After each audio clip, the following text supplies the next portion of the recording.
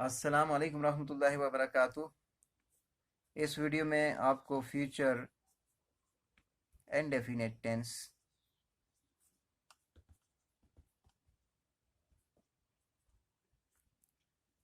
के एक्टिव से passive voice बनाना सीखेंगे। सबसे पहले हम लिखते हैं जी एक्टिव वॉइस को किस तरह बनाते हैं। इसका फ्यूचर इंडेफिनिट टेंस में रिपीट भी हो जाएगा, चलो दोबारा भी मैं बता देता हूँ। ज़ाहिर है आपको जो है ना नए हैं चैनल पे, उस उनको फ्यूचर इंडेफिनिट टेंस का भी पता चल जाएगा। साथ साथ जो सब्जेक्ट लगता है वे लगेगा, उसके बाद फर्स्ट फॉर्म आती आती है, फर्स्ट फॉर्म ऑफ वर्ब आ जाते हैं, उसके आखिर में ऑब्जेक्ट आ जाता है। ये फ्यूचर इंडेफिनिट टेंस का फॉर्मूला है करने का। अब हम इसकी, चूँकि हमारा टॉपिक है पैसिव वॉइस, तो पैसिव वॉइस बनाने के लिए हमने सबसे पहले जो है ना इसमें ऑब्जेक्ट लगाना होता है। उसके बाद वेल बी आता है, इसमें याद रखिएगा वेल बी आता है, और थर्ड फॉर्म ऑफ वर्ब आता है, और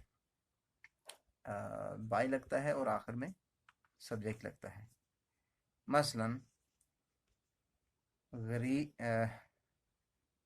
अमीर गरीबों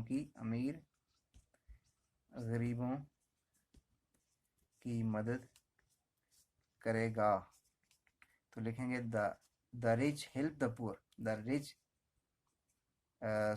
रिच विल हेल्प द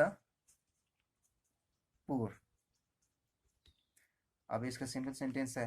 अब इसका एक्टिव वॉइस से पैसिव वॉइस बनाने के लिए हमने इसको पहले ले आना है जुमले के शुरू में। द पुअर ऑब्जेक्टिव, मतलब the poor will be helped by the rich.